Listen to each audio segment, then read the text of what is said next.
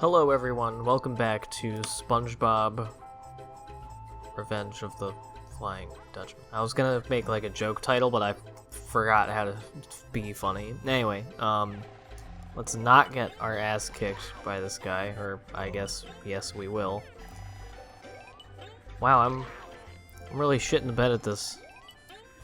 Why I keep moving, you fucker. And yeah, I forgot that you can just swipe him with the jellyfish net. It always feels dumb to do stuff with the jellyfish net. And yeah, there's someone else who looks like a delivery boy around here.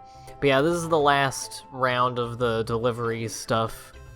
This is the last tile that we're going to be getting from this level for now. As you can see, we have 2 left.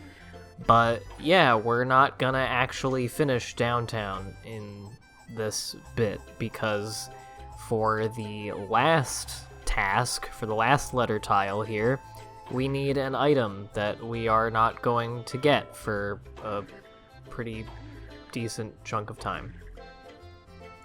Not that bad, like 2, maybe 3 videos. But anyway, yeah, this part always, like, made me freak the fuck out when I was a kid. Like, they give you a lot of time, but I just was, first of all, I hadn't mastered the art of hopping to go faster, because it does make you go faster than just running. And so I would just be walking around, and I don't know, I think I remember maybe it's just a difference in like the emulation and like my controller now or whatever, because I mean, the game, the PS2 version of the game in general is much more glitchy, and as someone in the comments pointed out, it's not a problem that I ever really had, but I know a lot of other people did, and especially if you tried to emulate it, especially back in the day. Playing the PS2 version, like during the 2 loading screens that I mentioned before, it would crash very often, or like lock out of the game or whatever. I heard a lot of people with a lot of problems with it, but in that one, I don't know, maybe it just like ran shittier, and yeah, here I am wasting time trying to get this jellyfish for no reason.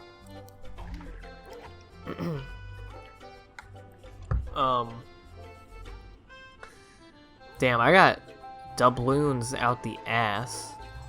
320, that's really good. You only need 75 to get the tile for this, and they give you 1 billion of them. But yeah, they give you plenty of time for this. I believe 10 Stormy Way is the... Oh, that was the other thing, is that I had no idea that the way that you could tell the streets is by the shape of the number on them, the thing. And also, on the corners, they have little things. But I didn't know what an albatross was, so I didn't know what that like bird was. But then I remember one time I noticed it was like, oh, this is shaped like seashells, it's on Seashell Street, and I was like, oh well, fuck, like that probably explains it. And this was like the 4th time I'd played through the game. Patrick, did you just deliver food to my customer? Hiya, SpongeBob. Are you delivering food for Mr. Krabs too? Patrick, I am the only one delivering food for Mr. Krabs. Now tell me what you're doing here. You think you're the only one who can be a delivery boy? Well, I have a job now too, and it's not my fault that you're slower than me. So if you'll excuse me, some of us have work to do. Mr. Krabs would have told me if he hired someone else. No, there's something definitely funny going on here, and I'm gonna find out who's behind it. I guess SpongeBob just ate the order since he didn't give it to the customer. I don't know. That part, whenever I play this now, meaning, you know, when I played through it before this LP and now, I thought about how Patrick being at the door reminded me of a couple of times when I had a canvassing job, a door-to-door canvassing job, that other people would be canvassing, either for other, like, organizations, or it was people, like, selling stuff, you know, Verizon, or,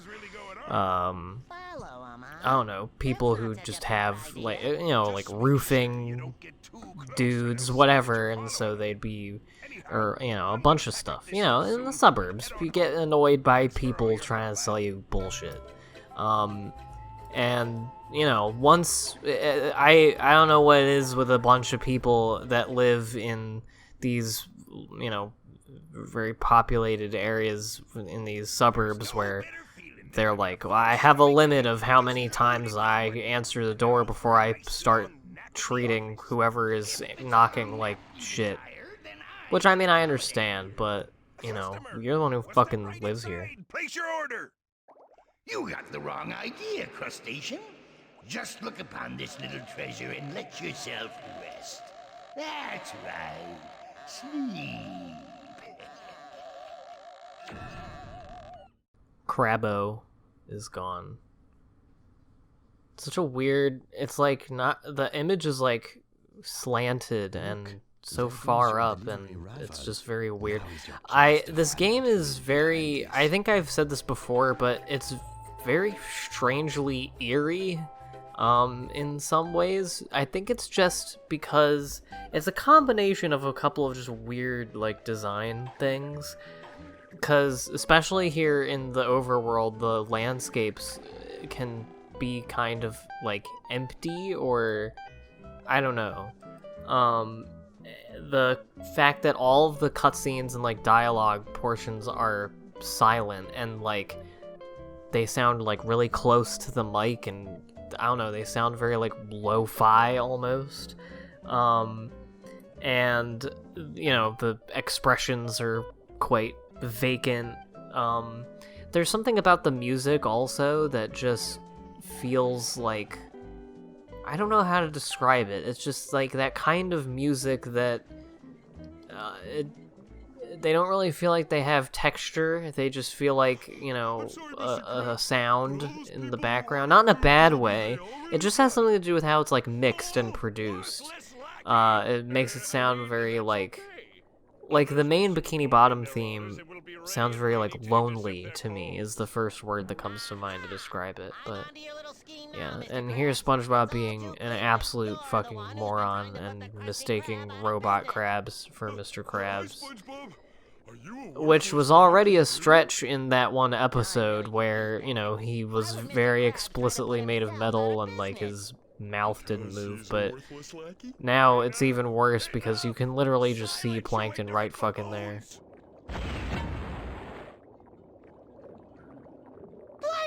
Plankton? Of course, you nattering nincompoops. Who else has the intellect to mastermind such a plan? Yeah, that was a really amazing plan. Does this mean I don't get that raise? Let's face it, Plankton. Evil does not pay, or even get very good tips. Your days of impersonating Mr. Krabs are over. You may have won that round, SpongeBob, but I don't need a disguise to separate your crabby boss from his fortune. Behold, the greatest attraction to ever appear in Bikini Bottom, Chum World. Everyone will spend so much money here, they won't have any left to buy your pathetic Krabby Patties. Now I'm off to Jellyfish Fields to watch the invertebrates get tangled in nets of torture. Ta-ta! I hate to admit, There's no real reason that Plankton goes to Jellyfish Fields, from what I understand. I mean, he says that he just does it to watch jellyfish get caught in like a sadistic way, which is kind of strange. But yeah, you need to get the bus pass for Chum World, which is the theme park level, which we'll be going to in a little while, from Jellyfish Fields. So, and I mean, when he's there, spoilers, he's there to find a clown of his that, like, absconded, but he isn't anywhere near the, I don't know why either of them were in Jellyfish Fields anyway. I forget if they explain it, but I don't remember making a whole lot of sense. Lots of dialogue in this one. Okay, now please let me read. How to defeat evil spirits? That's just what I need! Can I please borrow your book, Squidward? You can borrow my book after I'm done with it, okay? So look through my yard sale or whatever, but stop asking about my book. Hey, Squidward, this big acorn sure is making a weird buzzing noise. Acorn? You mean that hive I got from my cousin on the coast? No, I mean this big buzzing acorn in the glass case. I bet Sandy would really like this. Oh, yeah, I bet your little squirrel friend would really like that acorn. Why don't you buy it for her? Name your price, yard merchant. I'll sell it to you for 200 sand dollars. Start saving your tip money. I did. I really need that book to save Gary. I just want to borrow it for a little while. You must sneak up on him. Yeah, I decided I would, not listen to all of that. The French narrator being so weird is a big part of the eeriness of the book. It's, again, quite lo-fi. It's just very, weird and intimidating sounding. And the fact that the French narrator in the show is Tom Kenny, the voice of SpongeBob, so why did they go with this random dude? The only defense against the Dutchman's magical powers are his most personal treasures. These are items which he... So yeah, this is just the book telling SpongeBob things that the game already told us, that, if we find the treasures, then we'll defeat the Dutchman. And this part, there's just something kind of weird about this game and its story, because it just plays out strange. Because, mind you, I'm doing everything roughly in the order that you're meant to do it. Because before you can get to this part with Sandy, you need to do the whole thing with the acorn. Ready to buy this acorn now, Squidward. And then you have to get the book from him in order to buy the acorn, and you need to have done all the downtown shit. You need to have done everything that I've done up to this point to get it, even though you can get that cutscene where you first bother him about the book earlier. But, if you leave downtown for some reason, which I would do when I was a kid because I played this game like a moron, but... yeah, so, after this little bit, SpongeBob's gonna go I want to get a present for Sandy, and not only does it not change, regardless of if you've brought the thing with you, I forgot that this whole thing happens before you can actually give it to her. And so, it just disappears, and you have to go back and get it from Squidward again. But, yeah, he says, oh, I should get a present for him, but you literally can't trigger this part of the game until you've already done the whole rigmarole about, talking about getting the acorn as a gift for Sandy. So it's just weird, they clearly had an idea of, an order of things, and then it just doesn't work that way. Anyway, I'm really glad that these karate things aren't what I thought they were what I thought they were going to be when I first played this game, which was just a 1v1 with Sandy, which would make more sense. But no, you just have to fucking smash all the barrels and stuff. And yeah, you can just chop the shit out of her, and she'll say ow a bunch of times. The chopping is very strange.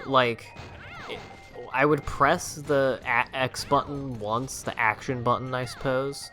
The B button on the actual GameCube controller, but the X button on my controller.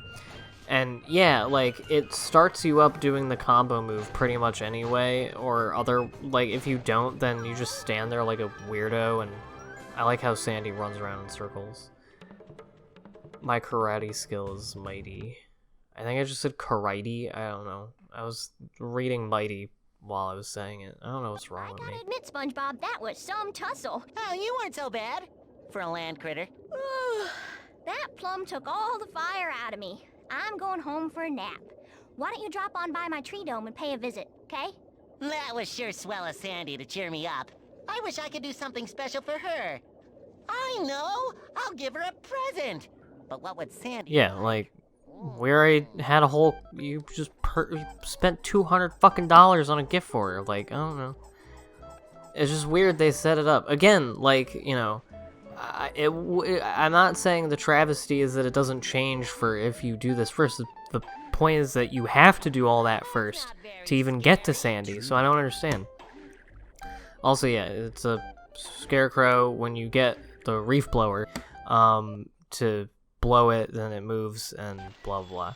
Anyway, next time we're gonna do the tree dome level, and this is the little introduction to it. Tree dome. Where else in Bikini Bottom can you worry about dying from all this air? That's strange. I don't feel as dry as I usually do, and I don't need my helmet at all. Oh, the ground in here is soaking wet. So we'll see what's up with this on Monday.